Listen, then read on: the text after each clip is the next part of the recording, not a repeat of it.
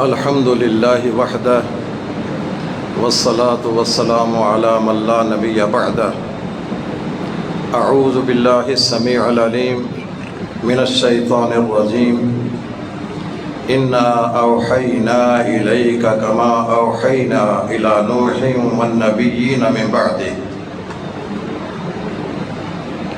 معزز علماء کرام، اساتذین علم اور اہل فضل و کرم، میرے عزیز طلباء، یہ آپ کا یہ ادارہ، یہ جامعہ میرے لیے کوئی نئی چیز نہیں ہے، یہ میری مادر علمی ہے، اور اس نے مجھے علم کی دنیا میں میری انگلی پکڑ کر چلنا سکھایا ہے۔ میں اس کے در و دیوار سے واقف ہوں۔ مجھے اس بات کا بھی شدت سے احساس ہے، میں ان اوقات کو بہت یاد کرتا رہتا ہوں جب کہ ہماری ایک فتویٰ کمیٹی، جس میں مختلف سوالات آتے اور پھر اس مجلس میں بیٹھ کر اس کو ڈسکس کیا جاتا، میرے ذمہ یہ ہوتا تھا کہ میں نے تفصیلی فتویٰ اس کو لکھنا تھا۔ میرے نہایت ہی قابل احترام جو اللہ کو پیارے ہو چکے ہیں، مولانا محمد داود فہیم ہزاروی، انہوں نے کمال شفقت کرتے ہوئے اپنی لائبریری کی چابی میرے حوالے کر دی تھی۔ رات گئے وہ فتاوی نویسی کرتا اور پھر اپنی علماء کمیٹی کے سامنے اس کو پیش کرتا۔ میری اس علماء کمیٹی میں سے کچھ اللہ کو پیارے ہو چکے ہیں، وَمِنْهُمْ مَن يَنْتَظِرُ، ان میں سے ایک ہمارے بزرگ خوش طبع مرنجا مرنج قسم کے مولانا ثناء اللہ ہوشیار پوری، جو ہماری کمیٹی کے رئیس تھے، اور اسی طرح قابل احترام ثقہ عالم دین، جن سے میں مشکل مقامات، مشکل حالات میں مشاورت کرتا، مولانا محمد یونس بٹ مرحوم کو پیارے ہو چکے ہیں۔ اللہ ان کو مغفرت فرمائے، کروڑ کروڑ اپنی رحمت سے نوازے۔ ان کے علاوہ میرے محترم شیخ الحدیث مولانا حافظ عبدالعزیز علوی، اور کہ آپ نے مستقبل میں کوئی کام کرنا ہے، آپ کو والدین نے قربانی دی ہے، یہاں بھیجا ہے، آپ اس وقت ان کے دست و بازو بن سکتے تھے، لیکن انہوں نے یہ قربانی دی ہے کہ آپ یہاں علم حاصل کرنے کے لیے بھیجا ہے۔ تو مجھے آپ سے توقع ہے، امید ہے کہ آپ اپنے والدین کی قدر کریں گے اور ان کی لاج رکھتے ہوئے انتہائی محنت سے کام لیں گے۔ یہ کتاب جو امام بخاری نے تصنیف کی ہے، یہ کوئی معمولی کتاب نہیں ہے، ایک پورا ضابطہ حیات ہے، قانونی زندگی ہے، اور اس وقت آپ نے کئی ایک چیلنج تھے آپ نے سامنے، ان کو سامنے رکھتے ہوئے اس کو تالیف کیا ہے۔ میں اس تفصیل میں نہیں جانا چاہتا ہوں کہ اس وقت کیا کیا فتنے تھے جن کی روک تھام کے لیے حضرت امام نے اس کتاب کو تالیف کیا ہے۔ میں نے ان کی تفصیل اپنی شرح بخاری ہدایت القاری میں بڑی بیان کی ہے، اور بھی اس میں باتیں ہیں، لیکن خاص طور پر امام بخاری نے کن حالات میں اس کو تصنیف کیا ہے اور کس قسم کے فتنوں کی سرکوبی کی ہے اور ان کی روک تھام کی ہے، میں یہ سمجھتا ہوں امام بخاری اللہ تعالیٰ کی طرف سے اس امت کے لیے بہت بڑا احسان ہے۔ کسی نے خوب کہا ہے کہ امام بخاری اگر صحابہ میں ہوتے اللہ کے ایک نشانی ہوتے، اور اس میں کوئی شک نہیں ہے اس امت میں اللہ کے ایک نشانی بن کر وہ ابھرے ہیں۔ دیکھیے حدیث کی کئی کتابیں مشہور ہیں، ان میں سے صحیحین اور سنن اربعہ جن کو ہم صحاح ستہ کہتے ہیں، ہر محدث نے اپنے ذوق کے مطابق اپنی کتاب کا آغاز کیا ہے۔ یہ صحیح مسلم ہے، اس کا آغاز اسناد سے ہوا ہے، سند کی اہمیت و افادیت سے کیا ہے، کیونکہ دین کی بنیاد اس سنت پر ہے، اور سنت کون سی ثابت ہے کون سی غیر ثابت ہے اس کا پتہ ہمیں سند سے لگتا ہے۔ تو امام مسلم نے شروع ہی اس بات سے کیا ہے، سند کی اہمیت کو بیان کیا ہے، بڑے بھرپور انداز میں سند پر بحث کی ہے، اور یہ قول نقل کیا ہے، الاسناد من الدین لولا الاسناد لکان من شاء ما شاء۔ یہ سند ایک دین کا حصہ ہے، اگر سند نہ ہوتی تو جو انسان بھی اٹھتا اور جو کہنا چاہتا کہہ لیتا۔ یہ سند کی برکت ہے، اس سے ہم کھرے کھوٹے کی پہچان کرتے ہیں، حق و باطل کی پہچان کرتے ہیں، صحیح غیر صحیح کی پہچان کرتے ہیں۔ امام مسلم نے اس بات کو اجاگر کیا ہے، شروع میں مقدمے میں اس بات کو بیان کیا۔ یہ حدیث کی جو 3 کتابیں ہیں، سنن ترمذی ہے، سنن ابی داؤد ہے، سنن ابن ماجہ ہے، انہوں نے اپنی کتاب کا آغاز کتاب الطہارہ اور احکام وضو سے کیا ہے۔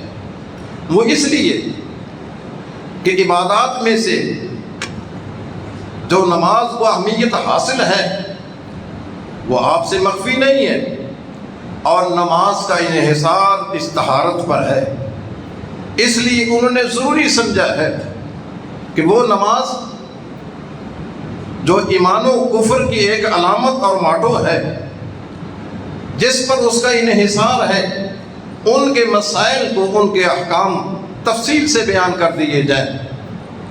انہوں نے اپنی کتابوں کا آغاز کتاب الطہارہ سے کیا ہے۔ امام ابن ماجہ ہے، انہوں نے اپنی کتاب کا آغاز اتباع سنہ، سنت کے اتباع سے، سنت کی اہمیت سے کیا ہے، تاکہ یہ پتہ چلے کہ دین میں سنت کا کیا مقام ہے، اتباع سنت کے حاملین ان کے اندر کون کون سے اوصاف ہوتے ہیں۔ اگر اس کا اہتمام نہ کیا جائے، سنت اور بدعت کو الگ الگ نہ کیا جائے، تو دین ایک مذاق بن کے رہ جاتا ہے۔ ہر محدث نے اپنے اپنے ذوق کے مطابق اپنی کتاب کا آغاز کیا ہے۔ آئیے اس امام کی طرف جو امام الامہ ہے، جو سید الفقہاء ہیں، امیر المحدثین ہیں، انہوں نے جو اپنی تالیف کا آغاز کیا ہے وہ کتاب بدء الوحی، کہ وحی کا آغاز کیوں کر ہوا۔ اس کا مطلب وحی کی کیفیت کو بیان کرنا نہیں ہے کہ وحی کس کیفیت سے نازل ہوئی ہے، کیونکہ اس بات کے لیے انہوں نے کتاب و فضائل القرآن میں ایک الگ عنوان قائم کیا ہے۔ وہاں آپ نے بیان کیا ہے اس وحی کی کیفیت کو۔ کتاب کے آغاز میں جو اس باب کو لائے ہیں وہ اس لیے لائے ہیں اس وحی کی عظمت کو، تقدس کو، اہمیت کو، افادیت کو بیان کیا جائے، تاکہ دنیا والوں کو بتایا جائے یہ وحی جو آج ہمارے سامنے قرآن کی شکل میں موجود ہے، اس کے علاوہ بھی وحی ہے۔ اس وحی کو اجاگر کرنے کے لیے محدثین کی کاوشیں ہیں۔ یہ امام بخاری کی کتاب بھی اسی وحی کا شاخسانہ ہے جو قرآن کریم کے علاوہ ہے۔ ایک قرآن ہے اور ایک قرآن کا بیان ہے۔ رسول اللہ صلی اللہ علیہ وسلم کو اللہ نے فرمایا اس قرآن کے بارے میں، لا تحرک بہ لسانک لتعجل بہ ان علینا جمعہ وقرآنہ فاذا قرأناہ فاتبع قرآنہ ثم ان علینا بیانہ۔ یہ قرآن، اس کو آپ کے سینے میں محفوظ کر دینا یہ ہماری ذمہ داری ہے، اور اس قرآن کا بیان یہ ہماری ذمہ داری ہے۔ یہ جو آپ کے سامنے احادیث کی کتابیں ہیں، یہ بخاری ہے، یہ مسلم ہے، یہ ترمذی ہے، ابو داؤد ہے، ابن ماجہ ہے اور دیگر کتب حدیث ہیں، یہ ساری کی ساری اس قرآن کریم کا بیان ہے۔ اس بیان کی بنیاد بھی وحی ہے۔ اس وحی کی عظمت، افادیت بیان کرنے کے لیے امام بخاری نے یہ عنوان قائم کیا ہے۔ اور یہ آیت کریمہ جو اس کے بعد بیان کی ہے، اس کے بعد ایک چھوٹا سا عنوان قائم کیا ہے، باب ما جاء فی بدء الوحی الی رسول اللہ صلی اللہ علیہ وسلم۔ اس کے بعد وہ آپ قرآن کریم کی یہ آیت لائے ہیں جو میں نے آپ کے سامنے تلاوت کی ہے، انا اوحینا الیک کما اوحینا الی نوح والنبیین من بعدہ۔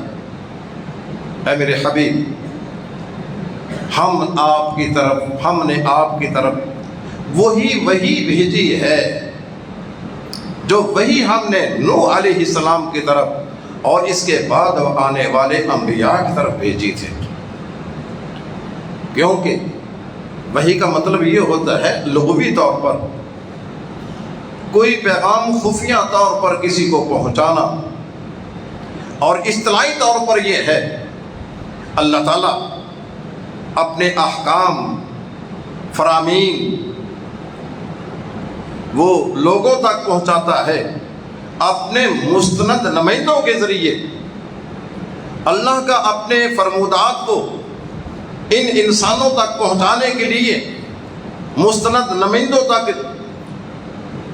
جو پہنچاتا ہے اس کا نام وہی ہے، اور وہ پہنچاتا کس کے ذریعے ہے؟ وہ حضرت جبرائیل کے ذریعے اس کو بھیجتا ہے، پہنچاتا ہے۔ یعنی وہی، اور جو وہی کرنے والا ہے اور حاملین وحی جو درمیان میں واسطہ ہے، اس کی اہمیت، ان پر اعتماد، ان پر یقین۔ اگر وحی کی افادیت نہ ہو تو نہ وحی بھیجنے والے پر کوئی اعتماد ہے، نہ ہی جس کی طرف وحی بھیجی جا رہی ہے اس پر کوئی اعتماد رہے گا، نہ ہی درمیان میں جو واسطہ پڑتا ہے جبرائیل اس پر کوئی اعتماد رہے گا۔ یہ سارا دین ہی کھلونا بن کر رہ جائے گا۔ اس لیے امام بخاری نے شروع میں اس وحی کے عنوان کو بیان کیا ہے تاکہ وحی کی عظمت کو، وحی کی افادیت کو، اس کی اہمیت، تقدس کو ہمارے دلوں میں بٹھا دیا جائے۔ اور امام بخاری کہ میں نے آپ کے سامنے جو ذخیرہ رکھا ہے یہ کسی غیر کی بات نہیں ہے، یہ خاتم الانبیاء سید الانبیاء حضرت محمد رسول اللہ صلی اللہ علیہ وسلم کی بات ہے۔ یہ ہمیں تحفہ مفت میں مل گیا ہے۔ اس کے پیچھے رات کی بیداری، وہ چاند کی روشنی میں لکھنا، وہ محنت کرنا، ہم اس کا تصور بھی نہیں کر سکتے ہیں۔ اور ہمیں یہ نعمت اللہ نے مفت میں دے دی ہے۔ عزیز طلبہ، اس نعمت کی قدر کیجئے، اس کو اپنے دل میں بٹھائیے۔ باقی رہا معاملہ آپ کی روزی کا، آپ کے ذریعہ معاش کا، اس کی آپ فکر حاصل کیجئے۔ آپ کے سامنے تو وسائل ہیں، ذرائع ہیں، سہولیات ہیں، آپ کو کوئی مشکل نظر نہیں آتی ہے، ذرا اس سے پیچھے دور میں جھانک کر دیکھیے کہ انہوں نے کس قدر مشکل حالات میں اس دین کو حاصل کیا ہے۔ تو امام بخاری نے اپنی کتاب کا آغاز بدء الوحی سے کیا ہے۔ وحی مطلق ہے، مقید نہیں کیا گیا ہے۔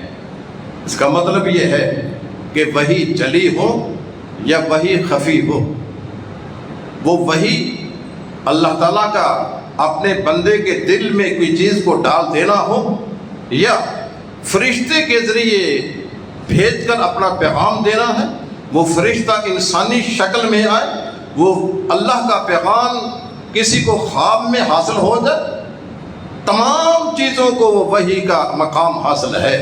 اور ان تمام مقامات کی بنیاد اللہ کی وحی، اللہ تبارک و تعالیٰ کی طرف سے آنا یقینی ہے۔ یہ جو امام بخاری باب کا لفظ لاتے ہیں، باب کے بعد جو عبارت آتی ہے اس کو ترجمۃ الباب کہتے ہیں۔ ترجمہ ایک تو ہوتا ہے ایک زبان سے دوسری زبان میں ٹرانسلیشن کرنا، کسی کی ترجمہ کرنا، اس کو بھی ترجمہ بولتے ہیں۔ یا ترجمہ یہ ہوتا ہے کہ کسی کی صورت سیرت کو، کسی کے حالات زندگی کو بیان کرنا۔ تراجم علماء ہند، علماء ہند کے حالات، ان کو بھی ترجمہ کہتے ہیں۔ ایک ترجمہ یہ ہے کہ کسی چیز کا عنوان، ہیڈنگ، یہ جو امام بخاری کا ترجمۃ الباب ہے، یہ ہیڈنگ کے معنی میں، عنوان کے معنی میں ہے، اس کو ترجمۃ الباب کہتے ہیں۔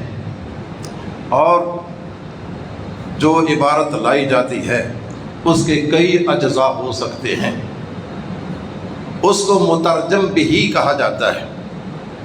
اس میں ایک دعویٰ ہوتا ہے، ایک چیز کو ثابت کرنا ہوتا ہے، اور اس مترجم بہی کے بعد قرآن کریم کی کوئی آیت لائی جاتی ہے،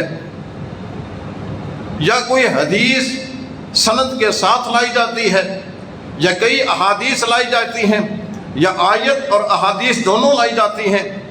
وہ کس لیے؟ وہ بطور دلیل کے، کہ جس کا دعویٰ کیا ہے امام بخاری نے ترجمۃ الباب میں، اس کو ثابت کرنے کے لیے کہ اس دعوے کی دلیل یہ ہے۔ امام بخاری نے یہاں جو بیان کیا ہے ترجمۃ الباب جو ہے، کیف بدا الوحی الی رسول اللہ صلی اللہ علیہ وسلم، اس کے بعد جو آیت آئی ہے، اس کے بعد جو حدیث آئی ہے، وہ اس دعوے کو ثابت کرنے کے لیے ہے۔ امام بخاری نے اس عنوان کے تحت چند ایک احادیث بیان کی ہیں، اور ان کا کوئی اور عنوان نہیں دیا ہے۔ وہ کسی قسم کے عنوان کے بغیر مجرد باب کا لفظ لکھ دیا ہے، وہ اسی باب کا تکملہ ہے اور اسی باب کا تتمہ ہے۔ یہ جو آیت کریمہ لائے ہیں، اس میں آپ نے یہی ثابت کیا ہے کہ یہ جو نبی کریم پر وحی کی گئی ہے، یہ وہی ہے جو حضرت نوح علیہ السلام کی طرف کی گئی تھی۔ اور ایک بات اور ذہن میں رکھ لیں، حضرت نوح علیہ السلام کو جو وحی ملی تھی وہ کوئی تحریری شکل میں نہیں تھی۔ یہ تحریری شکل میں جو وحی ہمارے پاس موجود ہے، یہ قرآن کریم ہے، یا اس سے پہلے تورات تھی، انجیل تھی، زبور تھی۔ یہ تحریری شکل میں ہمارے سامنے وحی کے نمونے ہیں، لیکن نوح علیہ السلام کو جو وحی ملی ہے وہ کوئی تحریری شکل میں نہیں تھی۔ وہ تعلیمات ہی تھی جو اللہ تعالیٰ نے اپنے پیغمبر کے دل میں ڈالی تھی۔ انہی تعلیمات کی بنیاد پر آپ نے وہ 950 برس اپنی قوم میں تبلیغ کے لیے لگے رہے۔ فَلَبِثَ فِيهِمْ أَلْفَ سَنَةٍ إِلَّا 50 عَامًا، وہ تھوڑی سی مدت نہیں ہے۔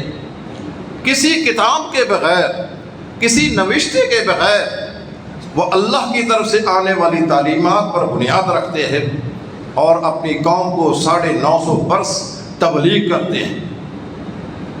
یہ وہی اللہ کے رسول پر بھی ہے آئی۔ اللہ کے رسول کو صرف قرآن ہی نہیں ملا ہے جو وحی جلی ہے، اللہ کے رسول کو وہ بھی وحی ملی ہے جو اللہ کی طرف سے وہ تعلیمات جو تحریری شکل میں نہیں تھی، اللہ نے ان کو آپ کے قلب مبارک پر نازل کیا، ڈالا تھا۔ اور موسیٰ علیہ السلام ان کو ملی ہے تورات۔ تورات کب ملی ہے؟ جب فرعون کو سمندر میں غرق کر دیا گیا ہے، ان کی باغی قوم کو سمندر گیا ہے۔ اس کے بعد جب آپ گئے ہیں ایک جنگل میں، بیابان میں، صحرا میں، تو وہاں اللہ تعالیٰ نے آپ کو تورات کی نعمت سے نوازا ہے جو چند ایک تختیوں کی شکل میں تھی۔ وہ وہی فرعون کے غرق ہونے کے بعد وہ کسی کتابی شکل میں وحی کے انکار کی بنیاد پر نہیں تھا، وہ وہی تھی جو اس کتاب کے علاوہ تھی۔ اب آئیں قرآن پاک میں، الذین کذبوا بالکتاب وبما ارسلنا به رسلنا فسوف يعلمون اذا الاغلال في اعناقهم والسلاسل يسحبون في النار يسحرون ثم في الجحیم يسحبون۔ اللہ نے فرمایا کہ جو لوگ الکتاب کی تکذیب کرتے ہیں، الکتاب سے مراد وہ تحریری مواد جو اللہ نے وہی جلی کی شکل میں اپنے انبیاء کو دیا ہے، وَبِمَا أَرْسَلْنَا بِهِ رُسُلَنَا، اور ان تعلیمات کا انکار کرتے ہیں جو ہم نے رسولوں کو دی ہیں۔ دو چیزیں اللہ نے یہاں بیان کی ہیں، ایک الکتاب اور ایک تعلیمات۔ ان دونوں کی جو تکذیب کرنے والے ہیں اللہ نے ان کو وارننگ دی ہے، فَسَوْفَ يَعْلَمُونَ، وہ عنقریب جان لیں گے، ان کو پتہ چل جائے گا۔ کب؟ اِذَا الْأَغْلَالُ فِي أَعْنَاقِهِمْ، جب طوق ان کے گلوں میں پہنا دیے جائیں گے، وَالسَّلَاسِلِ، اور ان کو پاؤں میں بیڑیاں پہنا دی جائیں گی، پھر ان کو کھولتے ہوئے پانی میں پھینک دیا جائے گا، گھسیٹ لیا جائے گا۔ یسحبون فی النار ثم فی النار یسجرون، پھر ان کو جہنم کی آگ میں ڈال دیا جائے گا۔ یہ کس وحی کا انکار ہے جس کی بنا پر انہیں اس قسم کے سخت عذاب سے دوچار کیا جا رہا ہے؟ امام بخاری کا مقصود یہ ہے کہ میں جو آپ کے سامنے کتاب پیش کر رہا ہوں یہ کوئی معمولی کتاب نہیں ہے، اس کی بنیاد وحی الہی پر ہے۔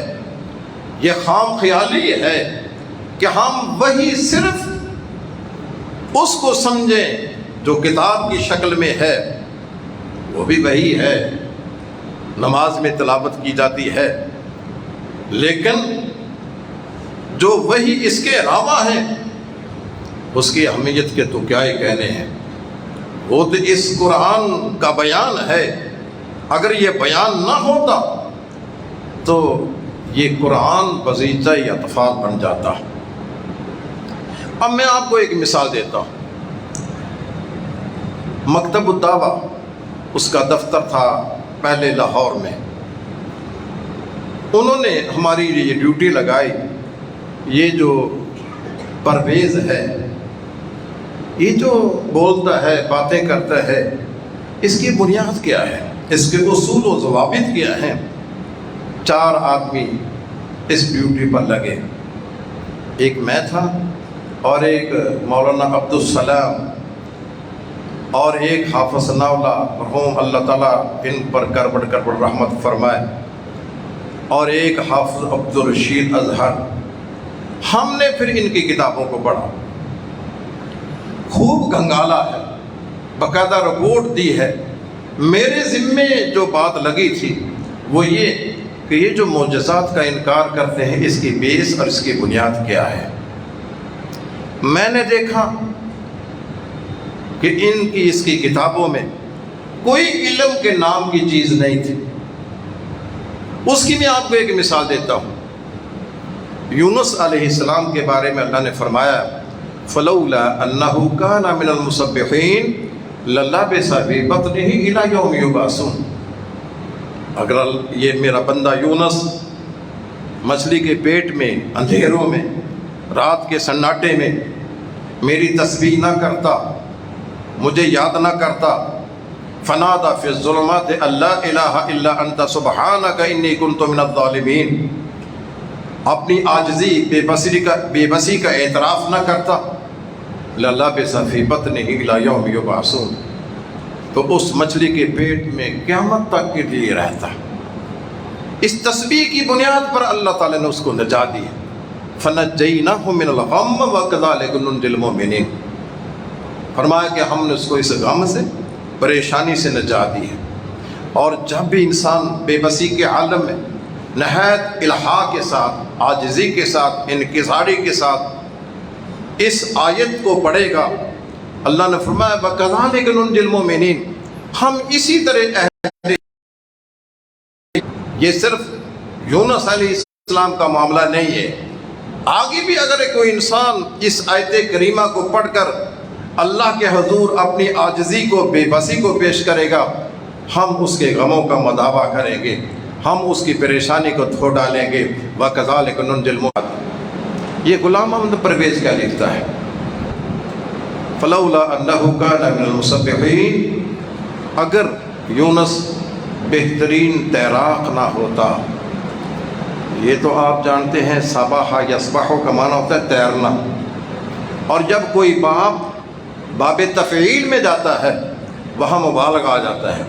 कतला यक़्तुलु क़त्लन का माना होता है किसी को कत्ल कर देना, और जब क़त्तला युक़त्तिलु तक़तील का लफ्ज़ बोला जाएगा उसका मतलब यह है कि मार कर उसके टुकड़े टुकड़े कर देना, उसमें ये मुबालगा पाया जाता है। वो माना ये करता है सबाहा यसबाहु सबहन कुल्लुन फी फलकिन यसबहून, तैरना, और सब्बाहा युसब्बिहु का माना है तैराकी में माहिर होना। यानी बजाय इसके कि इसको हम तस्बीह की तरफ लेकर आएँ, अपनी आजिज़ी इनकिसारी का इजहार करें, उसने सिरे से इस बात का इनकार कर दिया।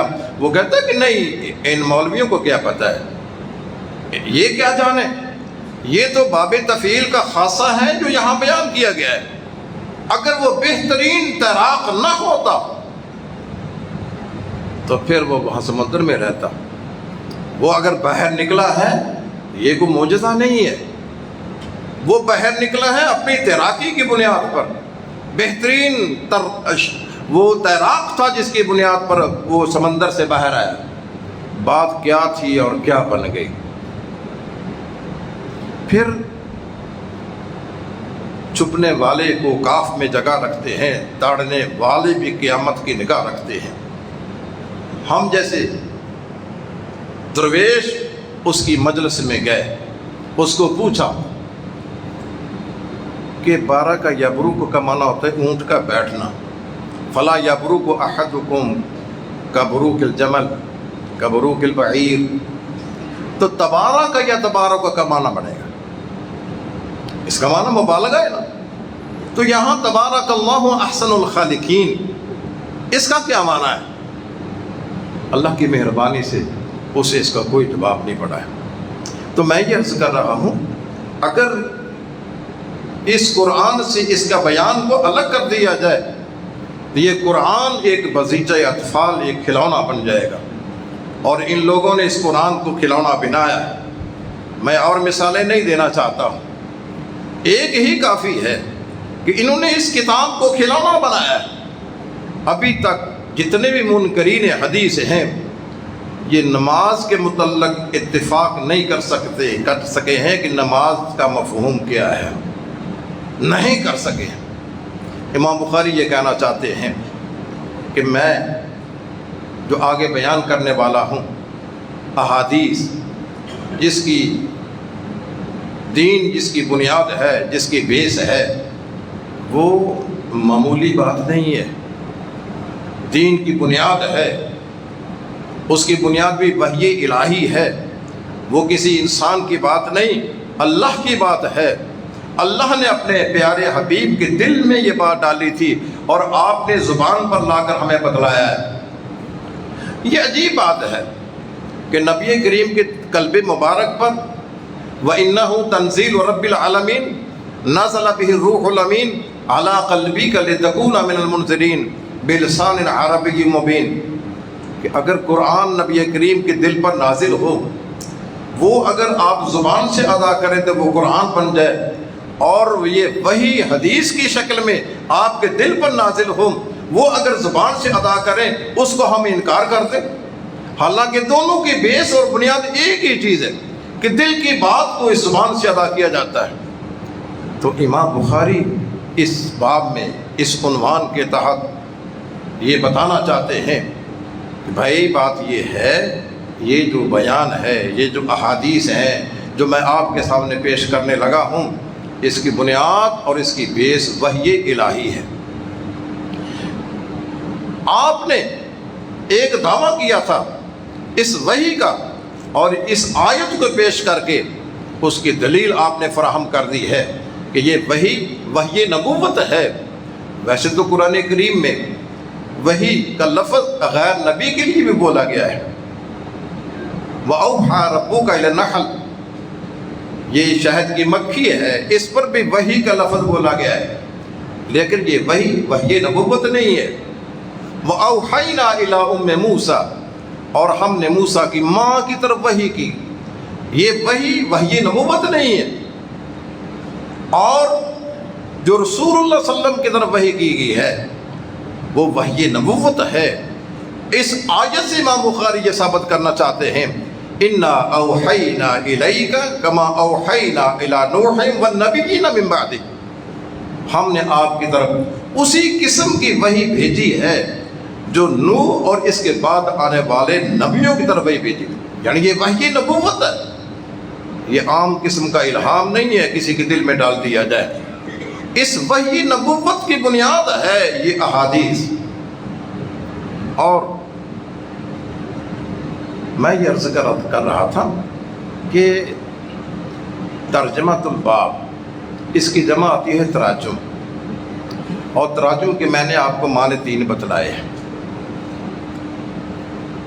اور یہ تراجم جو ہیں امام بخاری کے، جو ہم آگے پڑھتے ہیں نا باب کے بعد جتنے بھی تراجم آتے ہیں، امام بخاری کی اگر کسی نے فقہ اور فقاہت دیکھنی ہے، محدثین اس بات پر اتفاق کرتے ہیں کہ فقہ البخاری فی تراجمہ، امام بخاری کی جو فقاہت ہے، آپ کی علمی جو دقائق ہیں، اسرار و رموز جو ہیں، کس نے دیکھنے ہوں تو وہ آپ کے تراجم میں دیکھ لے، ان عنوانات میں دیکھ لے۔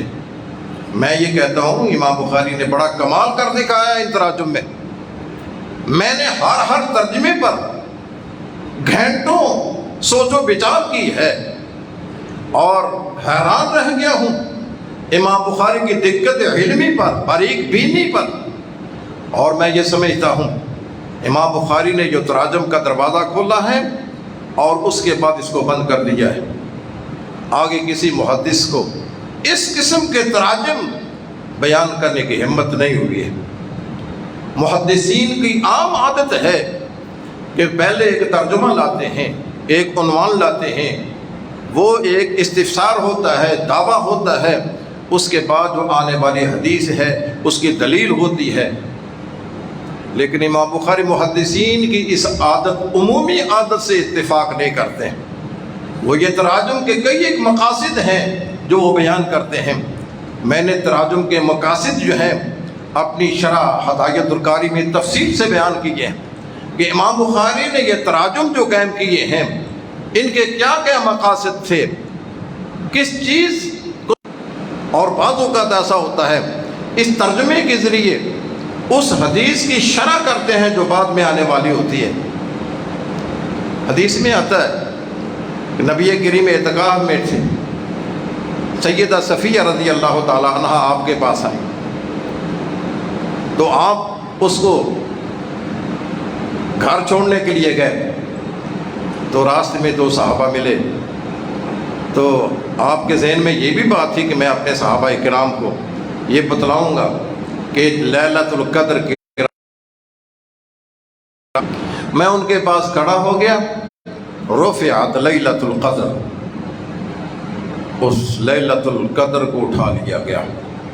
اس سے یہ معلوم ہوتا ہے کہ لیلۃ القدر اللہ نے اٹھا لی ہے۔ امام بخاری نے اپنے ترجمے میں، اپنے عنوان میں فرمایا، وجوب سے ہٹا کر اس کو استحباب کی طرف لے جا سکتے ہیں۔ امام بخاری نے فرمایا اپنے عنوان میں، آپ نے فرمایا کہ جو سحری کیا کرو من غیر ایجاب، یہ سحری واجب نہیں ہے۔ جو تسحروا کے لفظ سے اندیشہ تھا اس کے واجب ہونے کا، من غیر ایجاب کے الفاظ سے آپ نے وہ شبہ دور کر دیا ہے کہ سحری کھانا واجب نہیں ہے، مستحب ہے، برکت ہوتی ہے تو وہ کھا لی۔ اسی طرح امام بخاری نے کئی ذریعے دیکھا ہے ان کو، یہ بیچارے بالکل جاہل اور ان پڑھ ہوتے ہیں۔ آپ لوگ اٹھیں اور اس علم کا ہتھیار لے کر ان کا مقابلہ کریں۔ اگر آپ ان کا مقابلہ نہیں کریں گے، صرف مسجد کے ممبر و محراب پر ہی علم دیا ہے، اس علم کے ہتھیار سے مسلح ہو جائیں اور ان کی سرکوبی کے لیے میدان میں آئیں۔ اور یہ میدان خالی پڑا ہے اور آپ کے انتظار میں۔ تو میں یہ عرض کرنا چاہتا تھا کہ اللہ تبارک و تعالیٰ کے اس بندے نے یہ جو عنوان قائم کیا ہے، یہ بڑا مبارک عنوان ہے۔ اس میں وحی کی عظمت کو بیان کیا گیا ہے، اور اس کے بعد جو حدیث لائے ہیں، انما الاعمال بالنیات وانما لکل امرئ ما نوی، اعمال کا دار و مدار نیتوں پر ہے۔ انسان کو وہی کچھ ملے گا جو اس نے نیت کی ہے۔ فمن كانت هجرته الى دنیا اور امرأة ينكحها فهجرته الى ما هاجر الیہ۔ یہ حدیث کا اختصار ہے، پوری حدیث اس طرح نہیں ہے۔ وہ حدیث نمبر 57 میں اس کو بیان کیا ہے، فمن كانت هجرته الى الله ورسوله فهجرته الى الله ورسوله۔ اس ٹکڑے کو آپ نے حذف کر دیا ہے۔ اس کی دو وجوہات ہیں، ایک تو اپنی کسر نفسی، اپنی عاجزی کا اظہار ہے، کہیں میں تزکیہ نہیں چاہتا ہوں کہ میری بڑی نیک نیتی ہے، بڑا میرے اندر اخلاص ہے، وہ اپنی کسر نفسی کی بنیاد پر اس ٹکڑے کو حذف کر دیا ہے۔ یہ بھی ہو سکتا ہے یہاں جو حدیث لائے ہیں اپنے اساتذہ سے کسی طرح انہوں نے سنا ہوا۔ بہرحال یہ جو حدیث نیت اس کو کہتے ہیں، اس کی اس عنوان سے کیا مطابقت ہے؟ عام طور پہ ہم کہتے ہیں یہ تو بطور تمہید کے امام بخاری نے یہاں بیان کیا ہے کہ تاکہ یہ طالب علم جو ہے نا، یہ درویش جو بخاری کو پڑھنے بیٹھا ہے، یہ شروع سے اپنی نیت کو صاف کر لے اخلاص کے ساتھ۔ یہ بھی مقصد ہو سکتا ہے، لیکن اس سے آگے چلیں ذرا۔ اس کا مقصد یہ ہے کہ انسان جو عمل کرتا ہے اس کا تعلق ایک تو وحی سے ہے اور ایک اس کا تعلق نیت سے ہے۔ وحی سے یہ ہے کہ یہ انسان جو عمل کرنے والا عامل ہے، یہ اس بات کا مکلف ہے کام کرے جس سے اللہ راضی ہو جائے، اللہ خوش ہو جائے۔ اللہ کن باتوں سے خوش ہوتا ہے، اللہ کن باتوں سے ناراض ہوتا ہے، اس کی بنیاد کیا ہے؟ یہ وحی ہے۔ اس لیے انسان کا جو عمل ہے اس کی ایک تو وحی سے تعلق ہے۔ جہنم کا افتتاح ان لوگوں سے کیا جائے گا جن کی نیکی کرتے وقت، عمل کے وقت نیت ٹھیک نہ تھی۔ تو حدیث نیت کا تعلق ایک طرف وحی سے ہے، بدل وحی، اور دوسری طرف اس کا یہ نیت کا اعتبار ان کاموں میں ہے جو عبادت کے طور پر انسان اختیار کرتا ہے عبادت کے طور پر۔ باقی رہے دنیاوی معاملات، ان میں نیت کا ہونا ضروری نہیں ہے۔ آپ کسی کو قرض دیتے ہیں، یہ قرض کی نیت میں ضروری نہیں ہے کہ آپ کو اجر اور ثواب دیا جائے۔ کام بری نیت کرنے سے برا بن جائے گا، برا کام اچھی نیت کرنے سے اچھا نہیں بن سکے گا۔ کچھ کام ایسے ہوتے ہیں جن کا تعلق دل سے ہے، خشیت ہے، نیت کا اخلاص یہ انتہائی ضروری ہے۔ اس ضمن میں میں آخر میں یہ بات کرنا چاہتا ہوں، ایک واقعہ بیان کرتے ہیں۔ آدمی تھا جس کا نام تھا مہاجر ام قیس، اور وہ ایک عورت سے نکاح کرنا چاہتا تھا۔ وہ عورت ہجرت کر کے مدینہ آ چکی تھی۔ اس عورت نے شرط لگائی کہ میں آپ سے نکاح اس شرط پر کروں گی کہ آپ ایک علم کی چابی آپ کے ہاتھ میں تھما دی جائے گی، یہ لو علم کی چابی، اب آپ نے علم کے بند دروازے جو تالے لگے ہوئے ہیں ان کو اس چابی سے کھولنا ہے۔ علم تو آپ نے بعد میں کھولنا ہے، وہ بند دروازے جو ہوں گے اس ادارے نے، اس مادر علمی نے آپ کو علم کی چابی دی ہے، استعمال کرنا ہے، تب جا کر آپ کو علم کی معرفت ہوگی، علم کے اسرار، علم کے رموز آپ کو پتہ چلے گا۔ اس سمندر کے اندر جو جواہر ان کو آپ نے غوطہ زنی سے نکالنا ہوگا۔ اللہ تعالیٰ کے رسول کو اللہ نے کہا تھا نا، اِنَّا سَنُلْقِي عَلَيْكَ قَوْلًا ثَقِيلًا، آپ قول ثقیل اٹھا کر جا رہے ہیں، اور قول ثقیل اساتذہ کرام جنہوں نے آپ کو راتوں رات محنت کر کے اس مقام پہ پہنچایا ہے، اور یہ جو آپ نے یہاں کی سہولیات کو استعمال کیا ہے، تقاضا اور اس کی ذمہ داری یہ ہے کہ آپ نے آئندہ جا کر کو دین کا کام کرنا ہے۔ لا یزال ہے، یہ ہمیشہ رہنے والا ہے، آپ مر بھی جائیں گے تو تب بھی آپ کی جو شمع روشن کی ہے یہ روشنی پھیلاتی رہے گی، اور اللہ ہمارے مسلم مقرر جناب شیخ الحدیث حافظ مسعود عالم صاحب وہ اپنی گفتگو فرمائیں گے۔ میں تمام طلباء سے گزارش کروں گا ونعوذ باللہ من شرور انفسنا وسیئات اعمالنا من یهده اللہ فلا مضل له من یهده اللہ فلا مضل له ومن یضلل فلا هادی له کل بدعۃ ضلالہ وکل ضلالۃ فی النار۔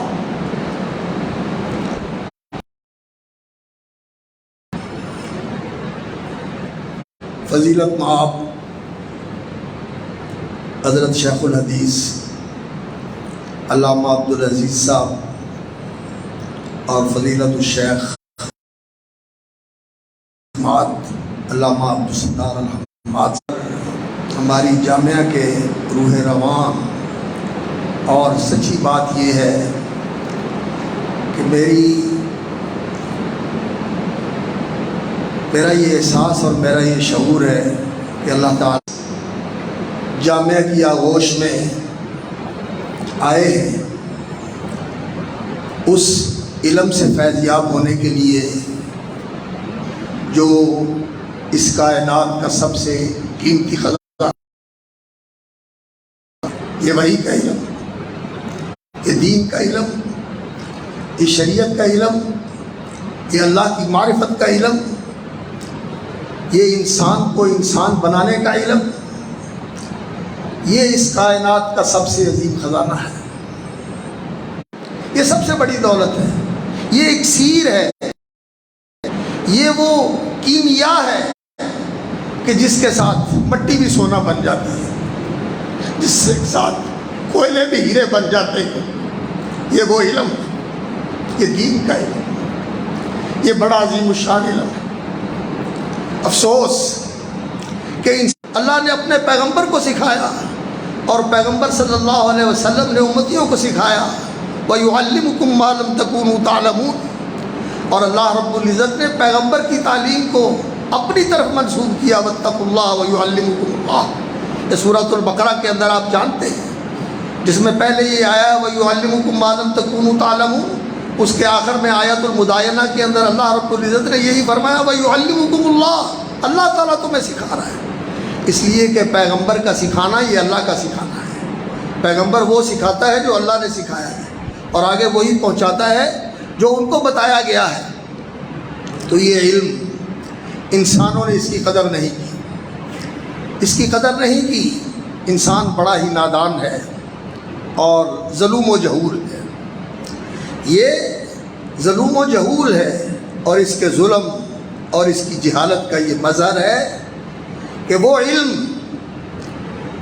اللہ اکبر جو اس کے خالق نے اس لیے اتارا تھا، اس لیے نازل کیا تھا کہ یہ وہ ساری صلاحیتیں جو اللہ رب العزت نے اس انسان کے اندر ودیت فرمائی ہیں، بالقوہ انسان کو جن چیزوں کا، جن خصوصیات کا، جن امتیازات کا حامل بنا کر اللہ رب العزت نے پیدا کیا ہے، وہ خصوصیات اور وہ امتیازات، وہ خوبیاں اور کمالات یہ انسان کیسے حاصل کر سکتا ہے؟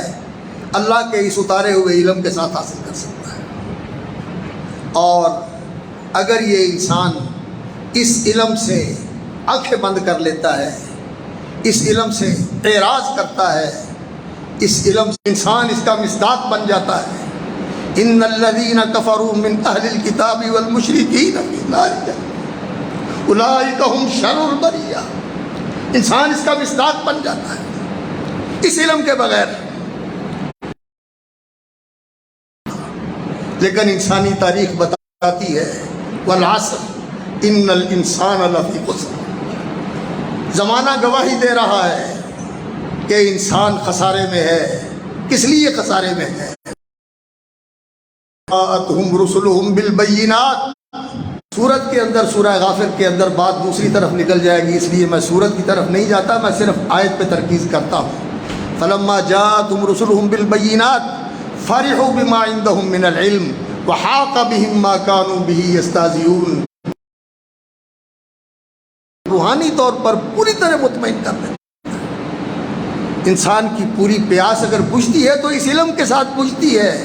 یہ علم اگر نہ ہو تو افلاطون کو سکون نہیں ملا، ارسطو کو راستہ نہیں ملا، فیثاغورس کو راستہ نہیں ملا، اور اگر ان کو نہیں ملا، وہ اس پہ نازاں تھے، اس پہ اترائے، اس پہ انہوں نے غرور کیا کہ ہمارے پاس علم ہے اور اس علم کی فتوحات ہیں، ہم نے اس علم کے ذریعے کیا کچھ بنایا ہے، کیا کچھ حاصل کیا ہوا ہے، کیا کچھ بنا سکتے ہیں۔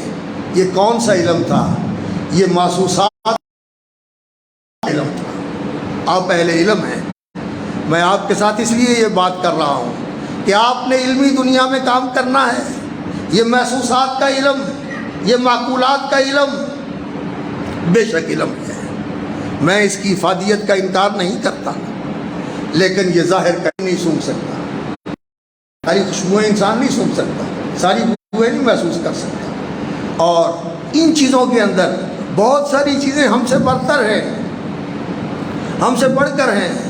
چونٹی کا سونگنا ہمارے سونگنے سے کہیں زیادہ ہے، اور چیل کا دیکھنا ہمارے دیکھنے سے کہیں زیادہ ہے، اور ڈیٹا حواس نے جمع کر کے عقل کی ڈسک میں فٹ کیا ہے، انسان انہی تک سوچ سکتا، اس سے آگے نہیں جانتا۔ لیکن یہ علم جو اللہ نے اتارا ہے، یہ عالم الغیب کا علم ہے، یہ اس دنیا کا بھی علم ہے، یہ آخرت کا بھی علم ہے، اور یہ اس انسان کے بنانے کا علم ہے کہ یہ انسان ایسا انسان کیسا بنے گا، کیسے بنے گا کہ یہ لقد خلقنا الانسان فی احسن تقویم کا پیکر بن سکے۔ یہ انسان ایسا انسان کیسے بنے گا کہ اس کی یہ دنیا بھی سعادت کا گہوارہ بن جائے، اور یہ فانی دنیا تو اس کے لیے سعادت کا گہوارہ بنے، اور اس کے بعد اندھیرا ہو؟ نہیں، یہ انسان وہ دنیا بھی سعادت والی ہو، اور یہ اس جنت کا وارث بن سکے جس کے لیے اللہ رب العزت نے اس انسان کو پیدا کیا ہے، اور اس جنت میں ٹھہرا کے ہمارے باپ حضرت آدم کو اور ہماری اماں حضرت حوا کو اللہ رب العزت نے اس جنت کی طلب اور اس کا شوق اور جگہ بنایا ہے۔ یہ جنت نہیں بن سکتی، یہ جنت نہیں بن سکتی۔ اگر جنت بن سکتی ہو تو اللہ اکبر، سوئٹزرلینڈ میں اور سویڈن میں خودکشیاں کرنے والے لوگ ہوں، انسان خودکشی کرے؟ نہیں، سویڈن کا شہری اور اللہ اکبر سوئٹزرلینڈ کا شہری، وہ جگہیں لوگ ان کو جنت نظیر کہتے ہیں، لیکن وہاں کے رہنے والے خودکشی کرتے ہیں۔ اس اس لیے دنیا عذاب ہے، وہ اس عذاب سے جان چھڑانا چاہتے ہیں۔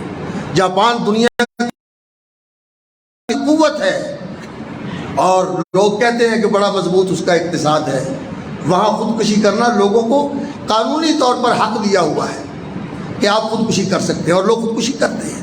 شاید زیادہ دنیا کے اندر خودکشی کی شرح جاپان کے اندر ہے، نہیں بن سکتی۔ دوسری طرف ایسے المیہ زندگی کے اندر موجود ہیں کہ جب انسان کے وہ سامنے آ جاتے ہیں تو زندگی کے سارے مزے کرکرے ہو جاتے ہیں۔ یہ زندگی جنت نہیں بن سکتی، انسان اس کو بنانا چاہتا ہے لیکن یہ نہیں بن سکتی۔ تو اس جنت کی لگن اور فکر جو انسان کے اندر موجود ہے، کر لو، اللہ کے بن جاؤ، اللہ کی طرف چلے آؤ، اللہ کی طرف بڑھو، تمہارا ہر قدم اللہ کی طرف قرب کے لیے ہونا چاہیے، تقرب اللہ کے لیے ہونا چاہیے، اللہ تک۔ اللہ اکبر، باری ملتی ہے تو ان درویشوں کے قدموں میں بیٹھنے سے ملتی ہے، یہ ان اللہ کے بندوں کے سامنے مؤدب ہونے سے ملتی ہے۔ اللہ اکبر، اللہ اکبر۔ آپ کو ہم نے یہ قرآن عظیم عطا کیا ہے، اب اس دولت کے بعد دنیا میں جو کچھ کسی کو ملا ہوا ہے آپ اس کی طرف نگاہ اٹھا کے بھی نہ دیکھیے، اور جو اس وَاصْبِرْ نَفْسَكَ مَعَ الَّذِينَ يَدْعُونَ رَبَّهُمْ يُرِيدُونَ وَجْهَهُ وَلَا تَعْدُ عَيْنَاكَ عَنْهُمْ، انہیں چھوڑ کر کسی بڑے کی طرف نگاہ نہ اٹھاؤ، کسی بڑے کے پروٹوکول کے لیے بےتاب نہ ہو جاؤ، انہی کے ساتھ جڑے۔ لیکن کون؟ یہ اللہ تو اپنوں میں شامل فرما دے، اللہ تو اپنے مخلص بندوں میں شامل فرما دے، اور ہمیں اپنے مخلصین میں شامل فرما دے، جنہیں تو نے اپنے لیے کر دیا ان میں شامل فرما دے۔ تو یہ علم بہت بڑی دولت ہے۔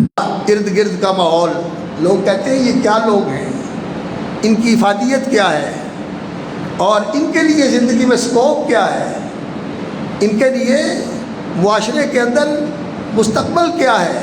مشاہدات کا علم اور اپنے عقلی اور فکری علم، ان کے اوپر لوگوں نے ناز کیا، اور جو نبیوں کا علم تھا اس کی تحقیر کی، اس کو جھٹلا دیا۔